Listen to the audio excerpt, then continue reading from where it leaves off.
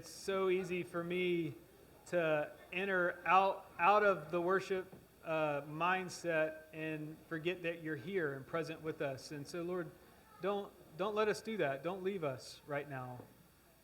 Be in the midst of us by your Spirit in the way that we imagine what you're doing and the way that we envision the kingdom.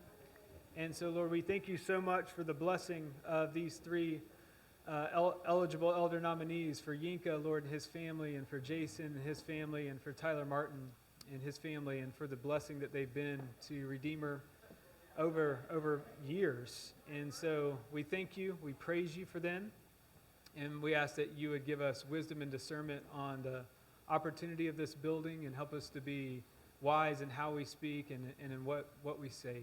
In Christ's name, amen. I appoint Phil Erdman as clerk to record minutes. Does that require a second? No? Okay. Yeah.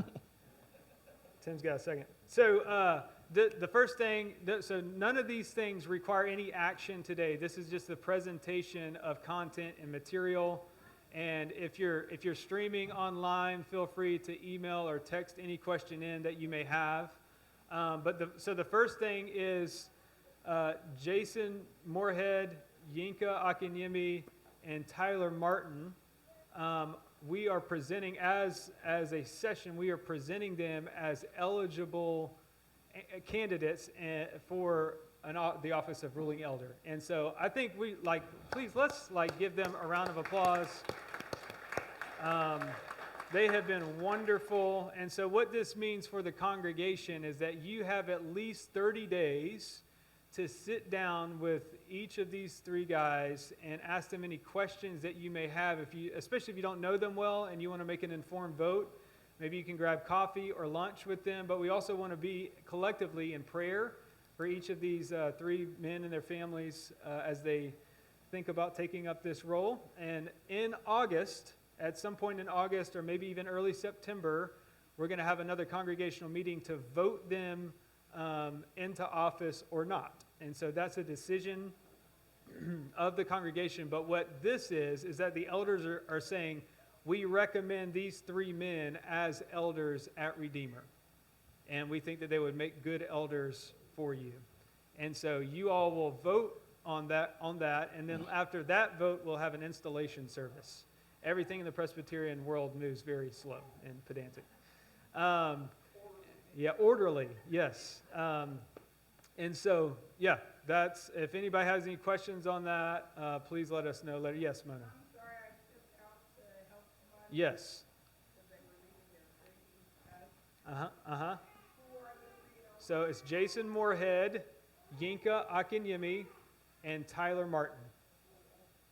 So, and this session, the current active elders are saying, we think that this should be your new class of elders. We recommend you vote them into office, is what we're saying. But that is ultimately a decision of the congregation. Okay? And now we're gonna shift that and talk about this building, and I'm gonna hand that over to Troy Power. Is this on? It Can you guys is. hear me Yep. okay? Okay, good. Only thing I would add to what Matt opened with on the elder candidates and putting them forth, it was not without a lot of effort and energy on their part, and Matt's part, and their wives' parts, and other people's parts. There's a lot put into it, and it wasn't just a quick decision. It's been months, so it's been a process, and now it's kind of the culmination of the process before the vote. So we're excited about it, and then just want to make sure everybody had a feel for the process that it's gone through. So next part of the agenda is to talk about the CityLight property and discussion. We started that back on June 12th. We had a meeting on June 12th to field some questions and begin to do that. So before we get going on it, a couple things just to kind of orient us a little bit. Hopefully you all received an email that had an outline of what we want to talk about today or information we want to address today. Hopefully you all received that. If not, part of today's purpose is to walk through what's in there if you haven't read that already. So I'm I'm about objectives. So what's the objective of this meeting, okay? A couple things. Number one, we want to provide information, new information that we have since the last time we met, since the questions have been fielded and so on and so forth. So we want to provide information. Number two, we want to field questions that are old questions, new questions, whatever questions. We want to field those questions. Number three, we all want to hear feedback. And I'm not just talking about Adam and Matt and the elders. I'm talking about everybody in this room needs to hear feedback from each other about this opportunity, all right? So those are the three sub-objectives. The main objective, when we walk out of here over the next couple weeks, that we will all seek God's direction on what he has for us in this, all right? There's people that are, this is a no-brainer. What are we even talking about? And there's other people who are like, what are we doing? This is crazy. That's why we're a community. That's why we want to get the information on the table. That's why we want to talk about it, so we can seek God's direction on all this. One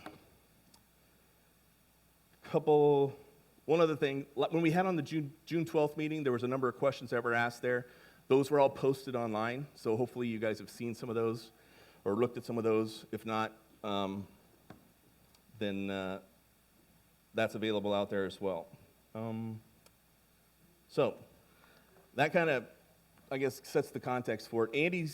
Andy waits up here. He has a mic, so if anybody has questions or things as we're going through this, he's going to get a mic to you so that you can, so we can all hear it. We're also recording it on the stream. So what I will do, we'll take this whatever direction we all need it to go, wherever we want to go. What I will do, if there isn't anything to start with other than me, is I'll walk through the kind of the new information that we have that was outlined in that email. I'm not going to read it to y'all, but I'll hit the highlights, and we can see if that prompts some questions. But before I do that, does anybody have any opening thoughts or anything before I start getting into that? Marcus is on the clock. Will you give him a mic? Andy, that's your only job, for crying out loud.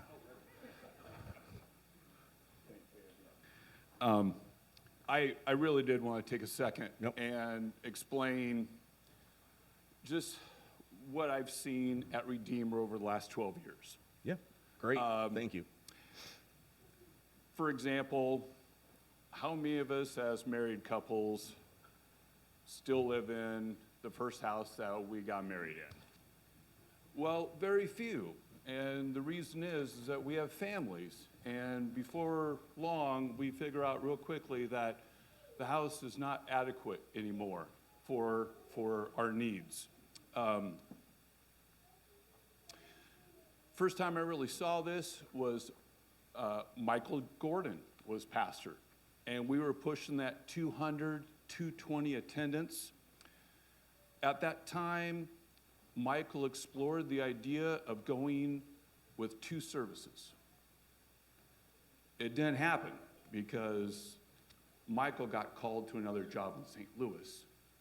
So he went on an exploratory mission, and we found Matt. And same thing happened. Matt, great pastor, people were, the church was growing, and then I think we were thinking also about the 2 service idea, how to, fit everybody in, and COVID hit. Attendance drops off, but now today we're back at that 185, 90, if school's in session. And so anyway, this is what I've seen over the last 6-7 years. So yes, you can go to 2 services, but what are some of the problems with 2 services? It stretches our worship team. It stretches our nursery workers. It stretches the security team. Also, I feel one of the big things that you miss is the people that go to the early service, you don't see them anymore if you go to the late service. Couple things that 2 services does not solve. Has anybody stood at the staircase waiting for somebody to come up or down, because it's full? Same thing with the bathrooms. We have 2 bathrooms in this church, and the only way to get to the bathrooms is the narrow staircase. Our nursery is too small. We've also expanded our nursery now to the portable. We've put together these makeshift nursing places. We don't have a place for nursing mothers. We don't have parking. We only have 2 classrooms. Without a doubt, one of my biggest goals over the years has been to have Sunday school. Our church is so rich with kids. We have a great theology. We need space to actually be able to do this. Over the years, I've seen families come and go. They come, they might stay for a while, and they go. And so I ask myself, it's like, why does this turnover happen? And don't get me wrong, I didn't ask any of them why it happened, but these are some of my thoughts. If you don't know anybody in the church and you're walking in cold and you can't find an easy place to sit, then it makes it a little bit more uncomfortable to keep on coming back. I already mentioned it, but you know what? Where's the bathroom? Well, the awkward staircase and 2 awkward bathrooms can also be a reason for people not coming back. And lastly, if I was a young parent and I was new to this church and my kids went to children's church and then I was told, oh, you got to go outside to actually pick my kids up after church. That's kind of awkward. Mm-hmm. It's okay for us because this is what we know. This is what, this is comfortable for us.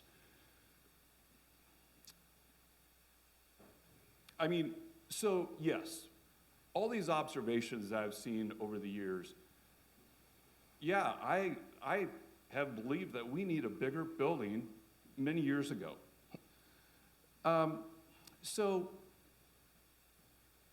over the years, how have I seen the Lord work? Gave me a great wife. I never, in my dreams, had a goal of start my own business, but he opened up that door. I saw Covenant acquire Zion and grow in a beautiful way. I've seen Redeemer being started, quote unquote, out of the ashes. I remember I was comfortable at Zion. Jen's going, we should go to Redeemer. And that's the thing. We get comfortable. I'll visit that in a little bit, because the thing is, thinking about moving into another building, that's uncomfortable. But it also helps you to rely upon God, and you're able to actually witness what he can actually do. So Redeemer acquires this church right here for $1. That's another way the Lord actually works. The Lord has given us Matt and I feel a solid, great group of elders. He's given us $500,000 sitting in the bank. He doesn't want us to bury it in the ground.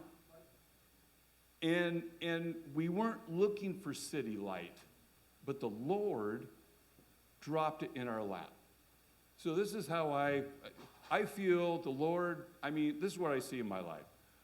The Lord opens doors and closes doors. And I feel that these are just open doors.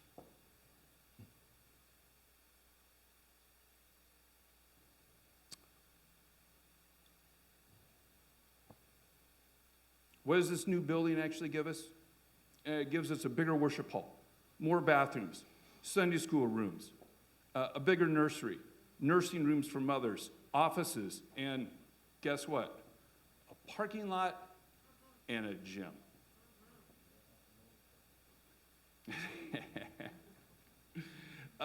So,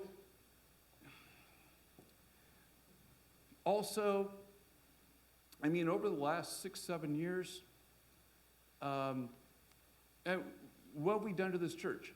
Well, we got a new HVAC upstairs. We got new HVAC downstairs. We got these awesome portables in back with new air conditioners. I mean, the church really is turnkey. And if we really want to do some type of a church plant, us moving to CityLight, we have a building available for a church plant. And lastly, I mean, this is kind of what I see. I kind of see this as maybe Redeemer's third chapter. And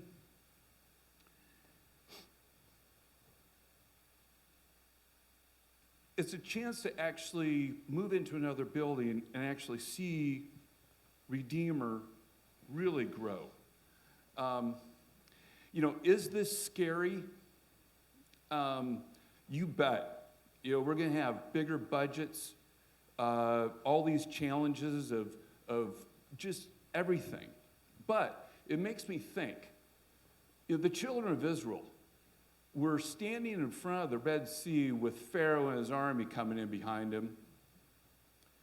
And what they feel? Fear. And we can be fearful also about all these unanswered questions concerning moving into a new building. But you know what?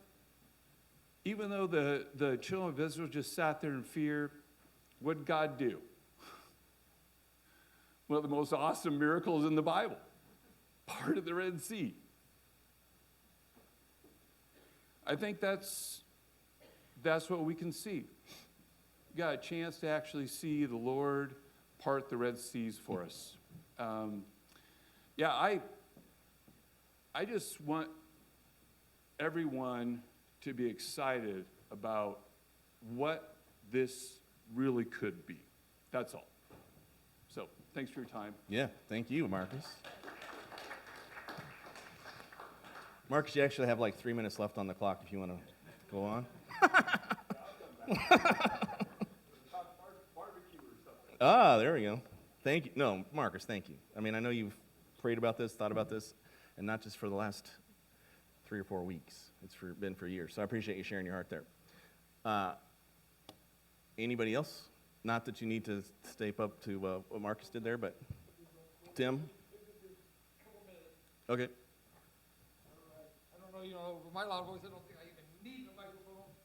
We need it for the recording, yes. I do need it? Yes. Okay. I just want to say I concur with everything that Marcus said. But my only concern is, again, to see the financial plan, but basically, he's on point with everything else. Mm-hmm. And that's all I wanted to say. Okay. Second voice, reinforce the brother. Okay. Dawn, you want to say something quick? You guys got to realize I brought up in that church, at Central Alliance Church, and they do have a big kitchen, trust me. And they have humongous parking lot. I would like to see, this is my opinion, but I would like to see a ministry going for people with disabilities. Like, I could teach that. And, you know, that kind of stuff, and that God wanted me to teach. So I'd like to maybe get involved with teaching, and transportation is going to be hard because I don't drive. And Okay. But, Yeah. you know. I think, Dawn, you make points that there's going to be new ministry opportunities at Yeah, that and new then that's site. where I met my husband at, so. Yeah. Thank you. Thanks, Dawn Marie. Anybody else have anything? Otherwise, I'll go through some of these things just to try and prompt some other questions. Jen, you can go whenever. Okay, let me go a little bit, and then we'll give it to you. Just to touch some of these. I guess as far as new information, one of the key pieces of new information is at the last meeting we got together, June 12th, CityLight didn't have any date or have any timing for the process that they were looking to go through. But since that time, they've come back to us and said they need a decision from us by the end of July. That's the timing that they need, not because they're trying to speed us up or force us to do anything. They are making the purchase of a property themselves, right? They're moving facilities and properties as well. They're making a purchase of their property as well. They've found a place that they want to go into, and so they're in the process of making an offer and advancing that contract. And so the timing for them, they are asking to hear a decision from us by the end of July. So that's a piece of new information. One thought I had when I was thinking, listen to you, Marcus. Marcus made good points. There's risks to going, right? There's a lot of risks to going. Don't forget there's risks to staying, right? We have challenges with. Marcus mentioned some of those.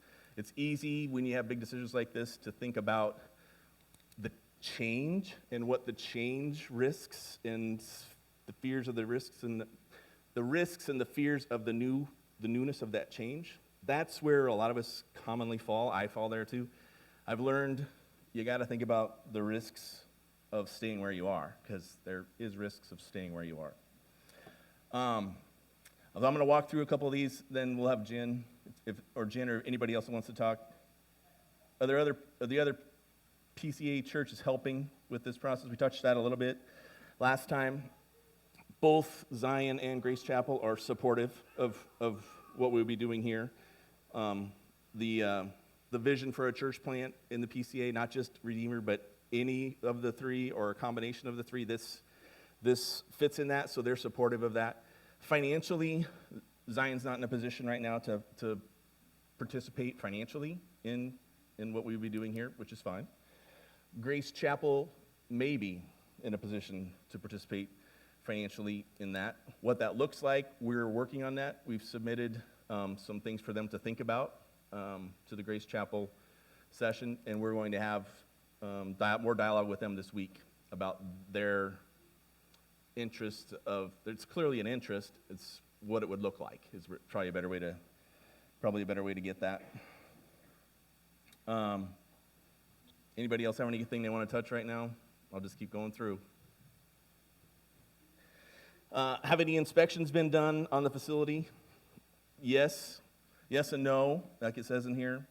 We didn't hire an official property inspector, but we had the Patrices help us, and his dad, to help us look at that and do through. And they've summarized it. It was a really good report there where they summarized several items. In general, I'm not going to go through everything line by line. If we want to touch on some of them, I'm going to hit some highlights. In general, overall, the building appears. I'm just reading off what they summarized. The building appears to be well built and in pretty good condition. We didn't see any obvious issues with the very expensive items, replaceable items. So nothing big on the radar there. They listed several things that they saw that were good about the facility. I'm going to just kind of blow through those. The roof is new and in good shape. The HVAC units, there's 3 of them. They seem to be in good shape. 2 of them are newer. The boiler, the parking lot's in good shape. The exterior of the building is in good shape. Generally, overall, there's a lot of positives and good things in there that we can go into more depth if you all want to, or you can read it. Challenges or things that we're probably going to need to be addressed. Drainage on the front east side. Basically, when there's big rains, it can gather some water there. So in the parking lot, not in the building. We're talking in the parking lot. So some drainage things. There's some concrete work that needs to be done on the back steps. The water heaters aren't the newest, so we should expect to replace those. We probably need to have an electrician look at the electrical boxes. The kitchen is outdated. It would need some remodeling, probably updating. It's usable. It's not huge, but it's going to need some updating. And the bathroom situation, we're going to have to give some thought to the bathroom situation because there's more than there is here. But we need to talk about kids' access and adults' access and all those kind of things. So we need to give some thought around the bathrooms about whether we need to do some remodeling there or add some more fixtures in that. Yes. I'm curious. Is that on? You getting? Yes, it Okay. is. I'm curious if there are. This relates to the financial planning. Immediate things that would need to be taken care of. So financial considerations aside from paying money, taking out a mortgage. Is there anything that's going to require a decent amount of cash up front or for us to get a line of credit? Is that something we can work into the mortgage where the note on the mortgage is larger to pay for some of these things? I guess my concern is just related to the budget and the initial, it's not just the mortgage, but like, are there other things that we need to address sooner rather than later? Yep, the answer is yes and TBD.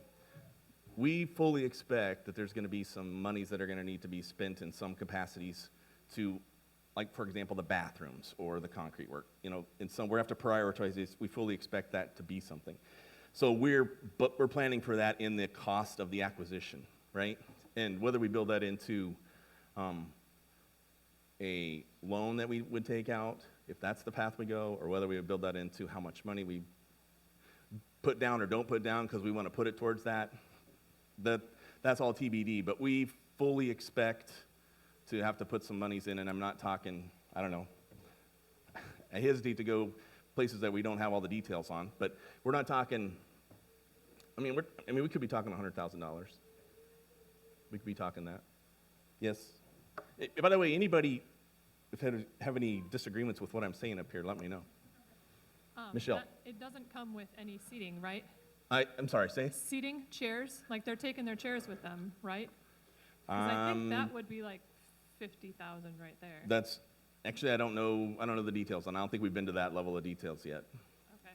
But we need to check on that for sure.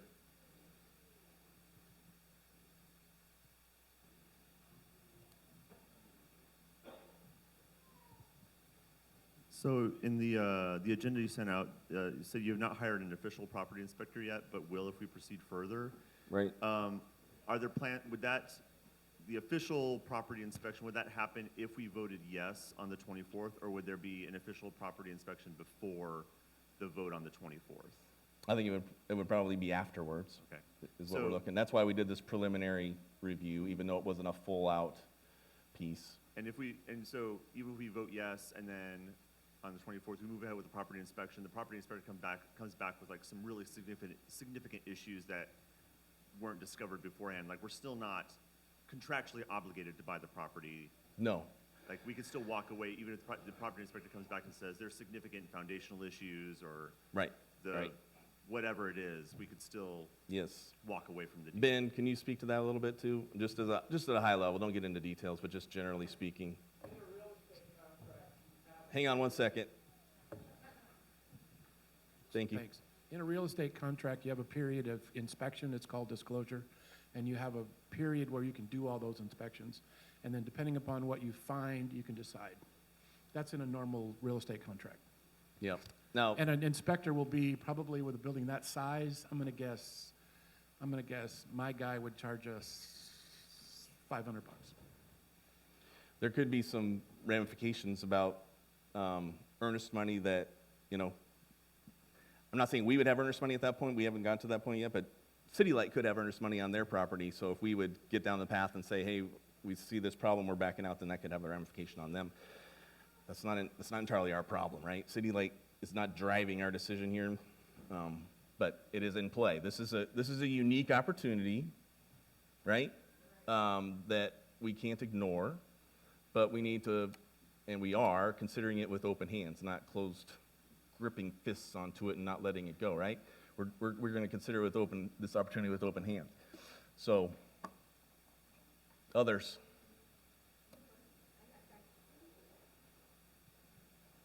Go ahead.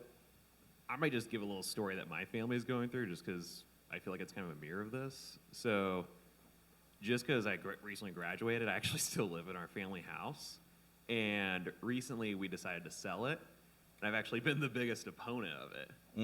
But I've been seeing just kind of like, no, this has been dropped in our hands. Like, this is the opportunity we've been given to go through by God. And it's just like, for me, I feel like that's kind of like this, where just take it from me, who's been kind of the opponent for our situation. If God drops an opportunity, just take a look and have faith with the little things you can't see. Yeah.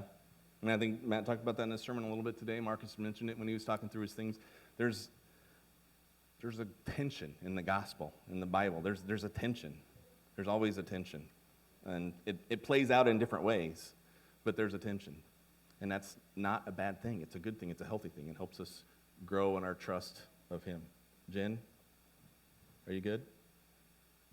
Did you want to talk? Yeah, go ahead. You want to come up here or stay there? Go ahead. Okay. It was interesting. I was listening to a podcast. I know a lot of us have heard the Mars Hill podcast, and Tim Keller was interviewed this last week. And he just talked about, new churches, like church plants are very dynamic. It's very easy to make decisions because, everybody is just trying to gather people for the church, and they gather a lot of people because, decisions are really fast, and it's growing fast, and it's exciting. And then we get down into just being an institution, which we need that for stability, but there's a lot less growth because it takes a lot longer to make decisions. We're just not all going 100% trying to gather people anymore. And we can settle into just losing our vision of what we exist for, and just here for the benefits of the people in the church. And I know that just, being on the church plant for Redeemer, we were all 100%, it took all of us, and there was a lot of growth, and it's so exciting to be in that, and now we've existed for a while. And I remember, I think it was Michael had the elders read Outgrowing the Ingrown Church, and I read it too, and it was just such a vision of the church, of how we keep going out. It's too easy to look in, and we have a lot of anxiety, and we have a lot of other things, and we forget our goal is to bring glory to God and to gather people for his kingdom. And I feel like this is a way we feel like God is leading us. I mean, Marcus and I feel that way. So we're really excited about this, about church planting and propagating and seeing new people come to Christ. Yes. So that's just something that I thought that was really good timing to hear Tim talk about that this week. And I guess other things, I know Ben's talked about value for the money. It's like, why this building? And you think about all the things it offers us, and it's like, we could never buy a lot and build something. And I think about, we might be saving money by staying here, but we spent like $40,000 on the HVAC here. I mean, it's not it's not like we're saving a lot of money staying in an old building. There's always going to be things that we need. I mean, the roof, there's still problems with the roof here. There's always foundational issues. They're always going to have to be addressed. It's just in the time it needs addressed. So Yes. We'll spend money no matter where we're at, maintaining the churches. I think about handicapped accessibility, which we talked about in depth the first time, but I don't know if we realize, like, if someone who has a problem walking comes to our church, they're usually calling either a deacon or Adam. It's like, does someone have a key for our wheelchair access lift? And we finally got it rekeyed because, none of us could ever find it. And then you get in that little cubicle, and it sounds very scary in there. Just saying, it's not a welcome thing for someone who has disabilities to come to our church. And it's like all hands on deck if this happens, that there's one person, and we're all hoping and praying over them that this thing lifts up. And that is just that's another thing. We know that the back of this church already needs work, so being able to have a church where we could have handicapped accessibility would be just something that we've longed for a long time, that we could actually have with this. I see that as a huge plus. Also, the location of it, they said something going on in that church as far as people from the neighborhood and community meeting there every day. They have a food net there, and I just think God is giving us the opportunity to continue this good work going on downtown in our city.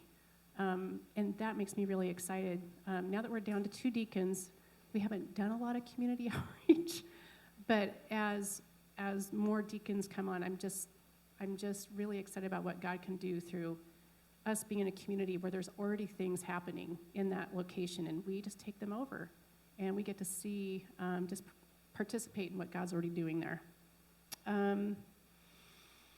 I think some people worry about the site, like what kind of staff we'll need there. I talked to Zion. They have a couple that does all their cleaning there, and they obviously get paid, but they're able to do that.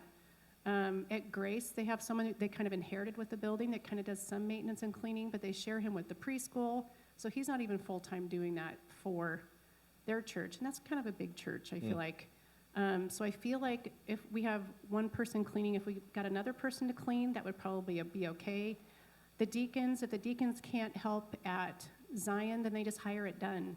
So you don't have to have like a full-time person or even pay a part-time person to do that. That's up to deacons and outsourcing.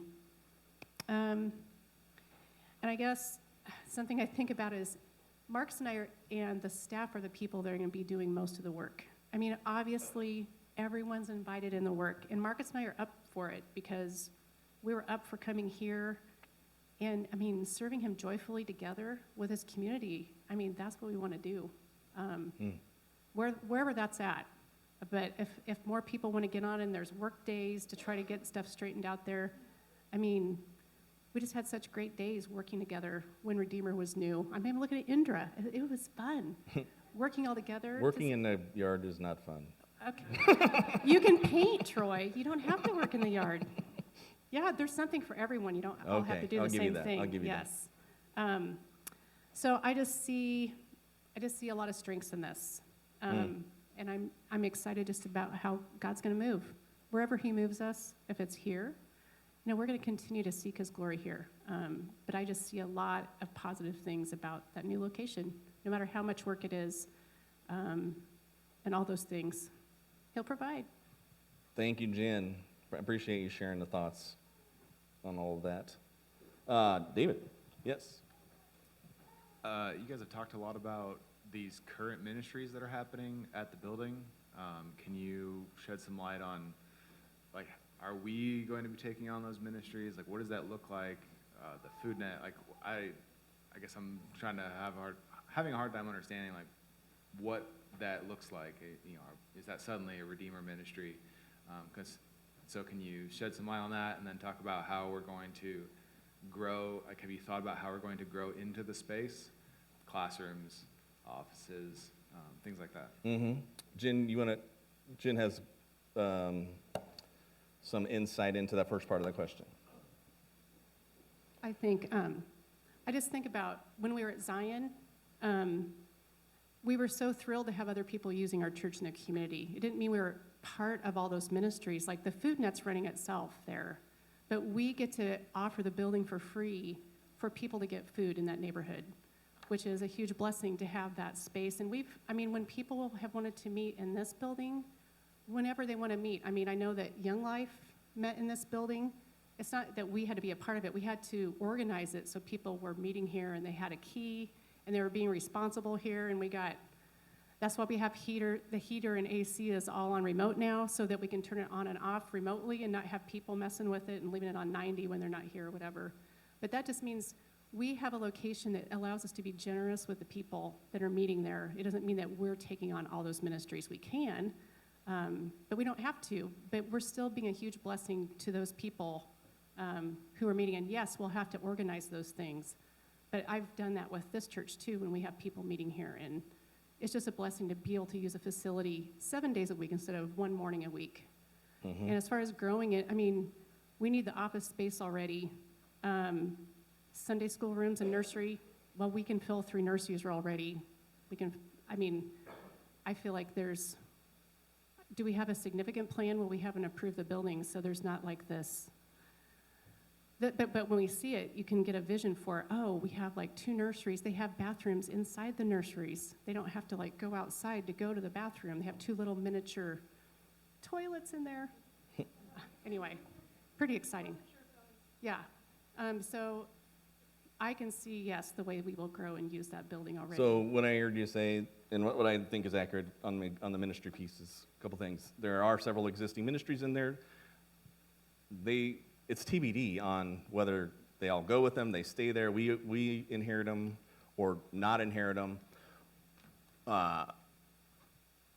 Regardless, the location, what I'm hearing is the location facilitates and is conducive to more ministry than this current location is part of that.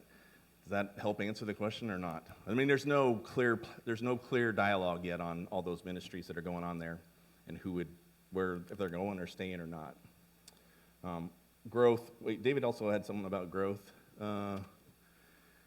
Is Adam or Matt, can you speak to the capacity, the growth side of it or just remind me what it is in the, yes.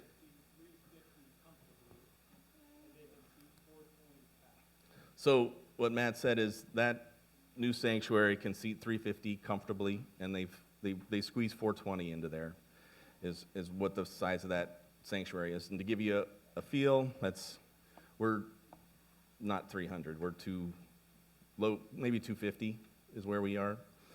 And they also, if I'm right, they're also running 2 services there, so they're pushing 600 plus people through there typically. So from a growth standpoint on that, as far as growth on the kids, as far as growth, I also think of the children's side of things. And I think about one of the challenges we've had here from the very beginning is the functionality of the space for children, nursery or toddler or other. The functionality has always been a challenge for us. We've done a great job making the most with what we have over the years, including adding the portables. It's still not ideal. You heard from Marcus, right? That's still not ideal, I think, especially moms and young moms. It's not necessarily comfortable all the time sending your kids to the back. That new building clearly has far more space to accommodate the children side of things, including the gym, obviously. And it's more functional for us from the growth side. So that's the other. When you say growth, I think about the congregational and the sanctuary part of it, and then I think about the children's side of it. We got Nicole. So my understanding is that CityLight is purchasing a property to renovate. And then is there like a timeline of like, this is how long they're gonna renovate? And then, so like, this would be a 9-month move, like it's not an immediate move, like we purchased the building. Exactly. That's part of the timing with them is they're buying a new space and they're gonna have to do some things before they move into it. There's been so many things going around. The best I can remember, correct me if I'm wrong, guys, but the timing as it relates to us would be like Easter next year-ish, or at the earliest.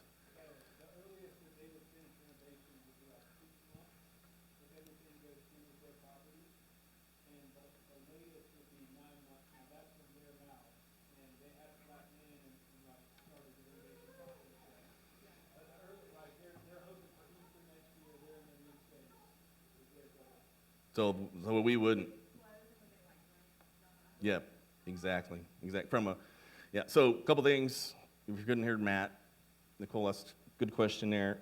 Timing, Matt gave a little more color to that. 6 to 9 months for the renovation that CityLight is facing. So from the time they close to the time they are move-in ready is 6 to 9 months. But then they got to do move-in, right? And then we would have to be on the back end of that. So that kind of gives you a frame. What I heard Matt say is really the April next year is really probably about as early as CityLight will be in that building, so we would lag behind that. So that factored into their asking price. So it was assessed at a certain value that was higher than what they asked, and the way they said that process dropped the price for the $975 price because they asked to stay in it for longer. Does that make sense? Correct, but we would have an agreement where after a set time that we both agreed upon, if they were still in it, they would assume payments. But yeah, for the first 6 months, we own it, they're in it. And then all the details of that contractually will need to be figured Yeah. out. Yeah. Michelle, I got you. You have a question? While you're doing that, while we're on that topic, Ben, can you go to Ben, Andy? Sorry, Phil, Donahue, can you go to Ben? Thank you. Ben, will you speak to somebody said something about value and Yeah, opportunity. I was just pulling up the assessed value right now. Okay, I so have software can you that just, shows me I know that. we spoke to it a little bit last time, and people can go watch that recording, but we can also talk about it today. It looks like it's assessed at 1.5, but really, that doesn't mean anything to us because the assessed value is for tax roll, and churches don't pay taxes. So it's just a matter of what somebody's willing to pay for it. And Adam and I had a discussion this week about what it would cost to find a piece of property and build something.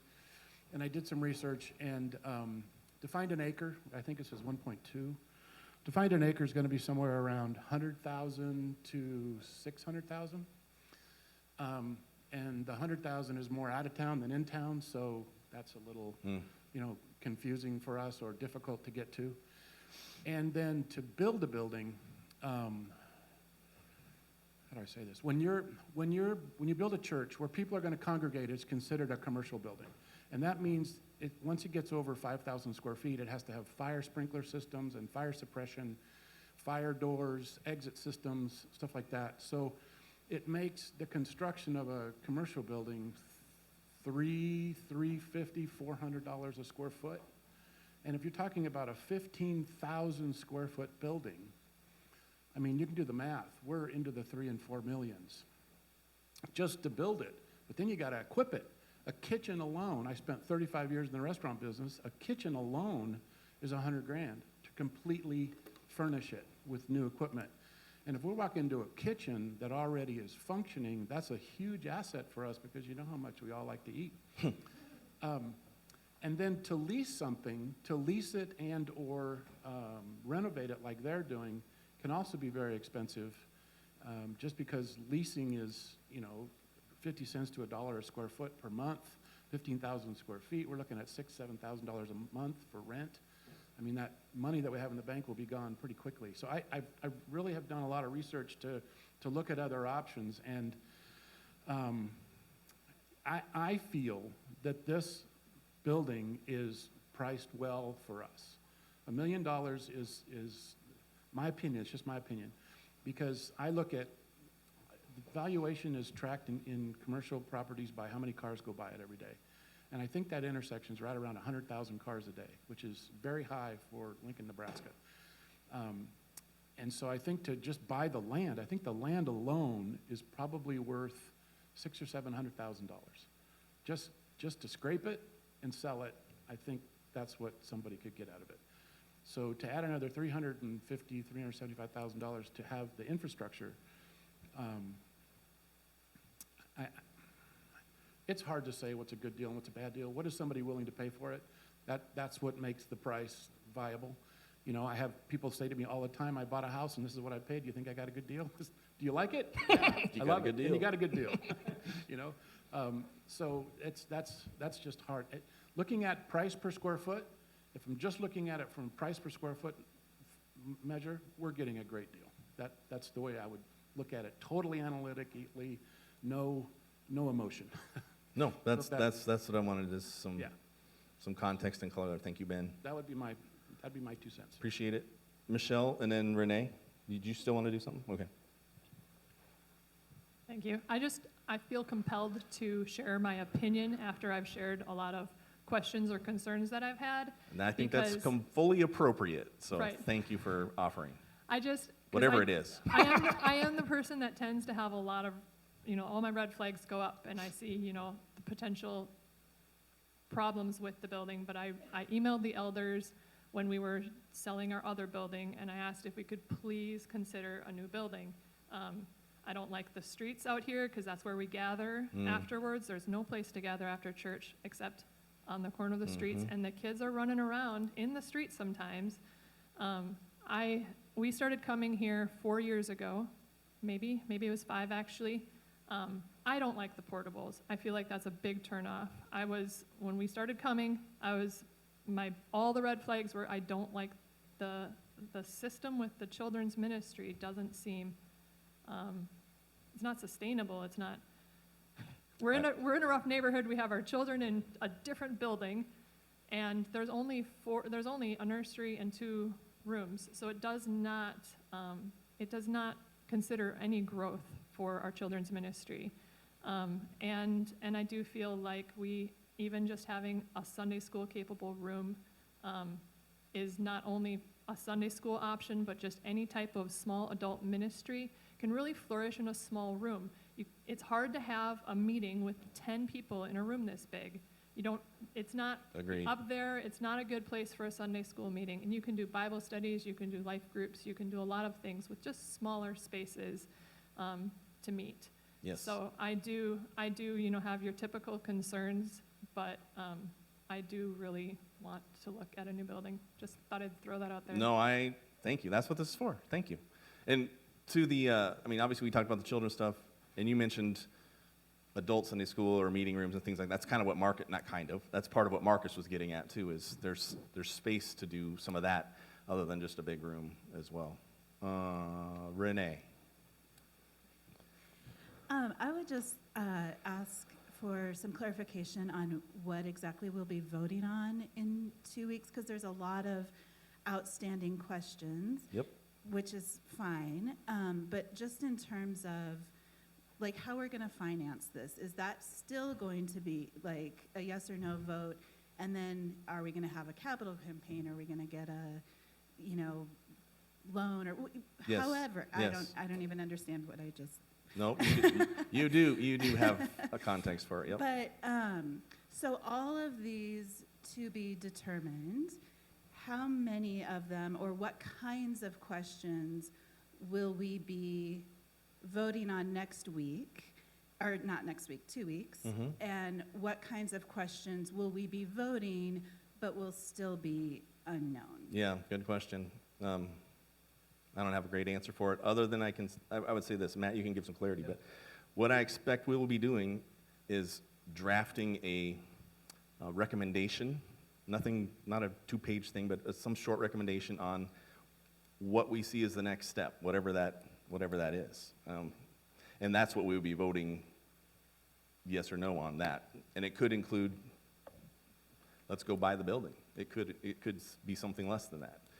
That's part of what we're working through this week. Yeah, so you can slice that up in multiple different ways. The brass facts of what you'll all be voting on the 24th is if we should move forward with purchasing this property. That autonomous authority lies within the congregation itself. The leadership can only make recommendations. Now, if you do that, we can move forward in several different ways. The congregation can invest the authority to make contractual decisions to the session or committee within the session with the help of real estate agents like Ben, which is what we did with the sale of 745 D Street. And in terms of the capital campaign, loan, mortgage, all that stuff, we are looking into all of that.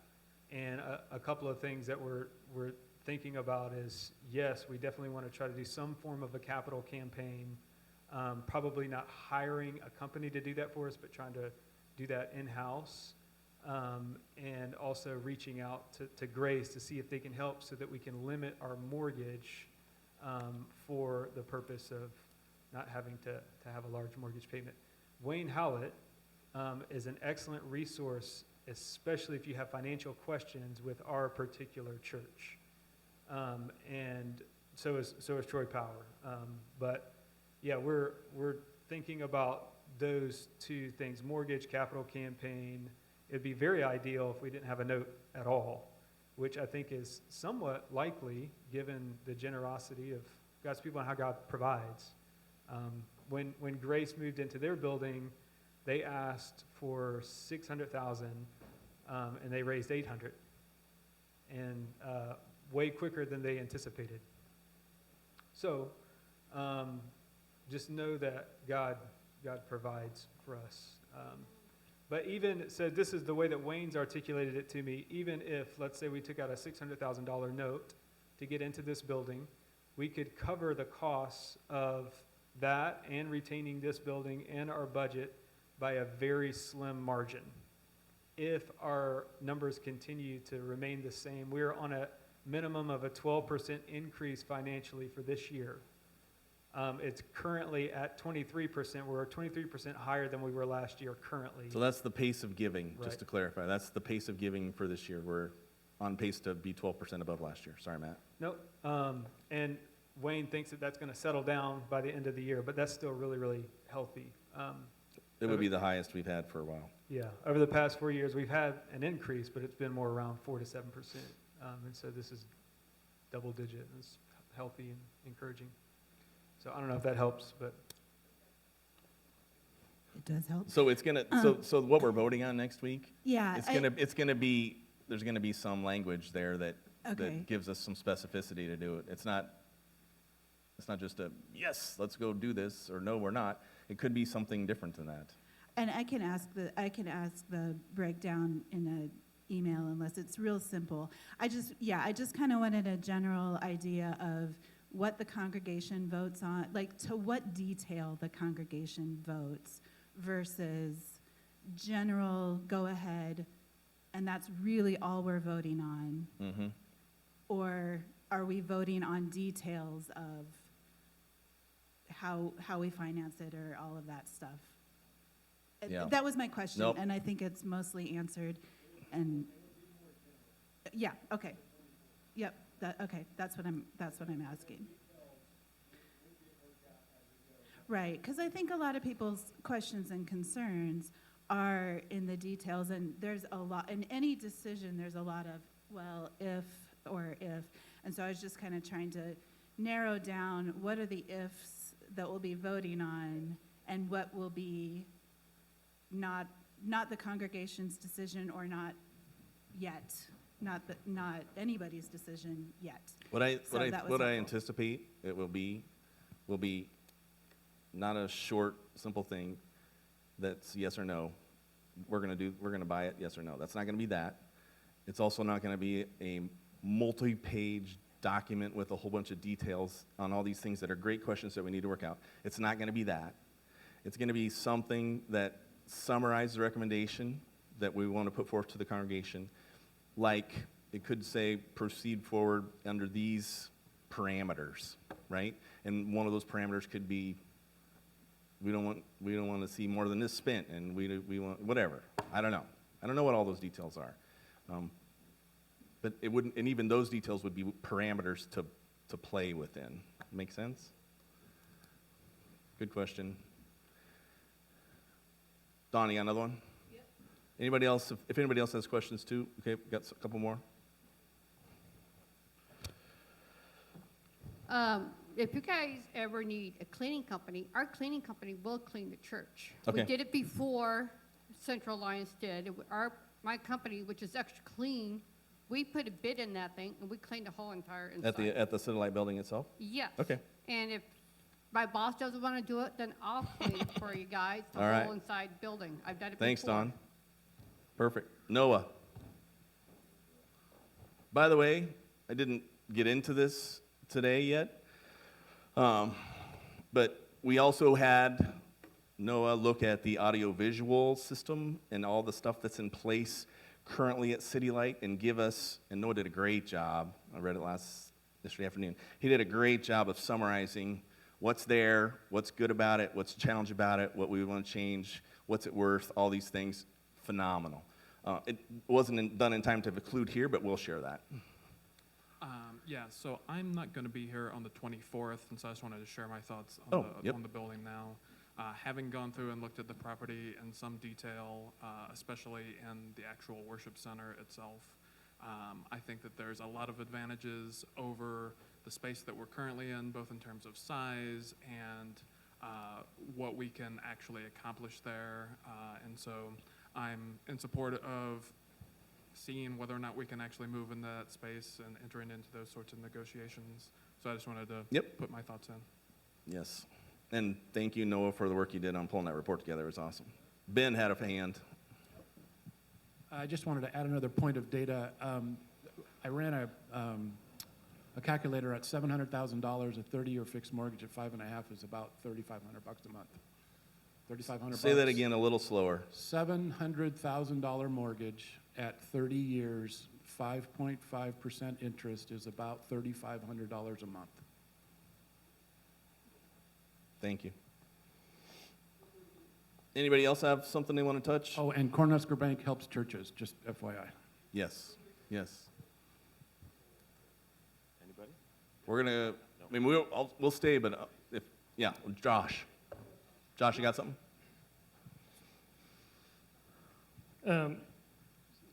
I like to poo-poo things, but I won't.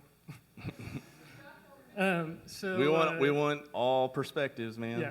So my quick, I was like, yeah, I just have comment, not Yeah, question. okay. So I got lunch with Adam on Friday, and then made him go over there with me because none of the other 2 time frames didn't work. My overall bird's eye view, I feel like I was vehemently opposed a couple weeks ago. But I think after chewing on it for a little bit, the short of it, I mean, I feel like the property's fine, right? I looked at it for like 5 minutes, but there's nothing of great interest that like isn't easily. You have a taken care of. professional eye for that kind of stuff, but anyhow, Yeah, just make sure I mean, everybody knows. Yep, sometimes. go ahead. No.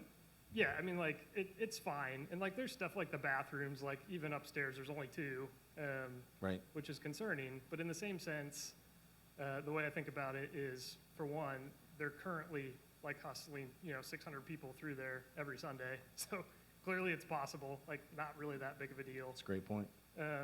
Like, it's all functioning. Even, like, what do we need to do when we first move in there?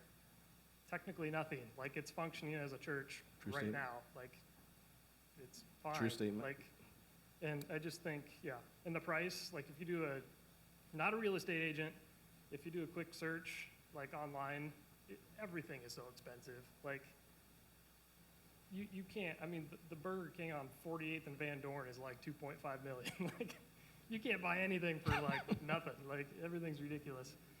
Yeah, and I just feel like this is kind of silly, but I also feel like there's, even financially to some extent, there's kind of nothing to lose for me. Like, literally, like if it's total financial ruin, it just doesn't affect me. But also, like, I just think that, yeah, I mean, I trust Wayne's opinion. He's gotten us this far, I suppose, and to just, I don't know. I think if he thinks we can do it, I mean, there's obviously a lot of details in that, but Yeah.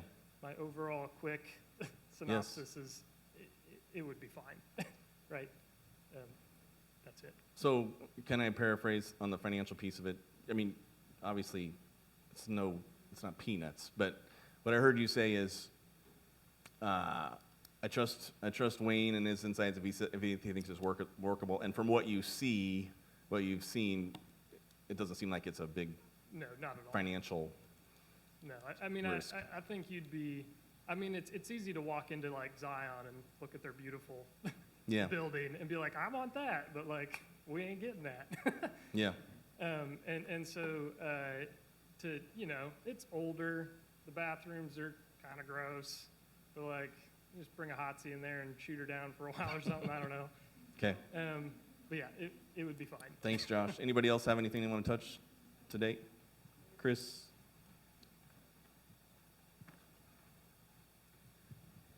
Can I comment even if I am not currently a member? Yes. Okay, so. No. She's going to anyway, right? No. Go ahead, please. Okay, so of all the things I've heard today, the one that really stands out to me and that is always on the back of my mind is how we serve our children at Redeemer. There are currently, the last I heard, reliable statistics were that we have 105 children under the age of 6. Is that still? Okay, so when I came to Redeemer, we had no young children involved, so I didn't even know about how the portables were being put into service. And then after I got involved and started to serve in a very small capacity as a teacher, I immediately saw like, I have huge red flags for the way that we are serving our children under the age of 6 currently. I find it very, very difficult when I do announcements to tell parents, especially as I look into the congregation and know that we may have new people sitting here. Your children are going to be escorted out of this building into a separate building, and then you have to go get them at the end of service. That to me is like so counterproductive to community and to also safety. And to some of the other points that were touched on about that, I serve in that capacity, but always with a lot of prayer that we'll be kept safe in those portables. And I don't think it matters what community you're in. You can be in a community that's considered safe or unsafe, as we have well seen lately. You can be in a marvelous community and still have disastrous things occur. So there's no way we can guarantee any type of safety anywhere. But I do think our current conditions in this location, and I love this building and this property. It's just very charming to me, but it's very inadequate in terms of how we're serving our youngest members of the church. And that's grown enormously over the years. Okay, anybody else?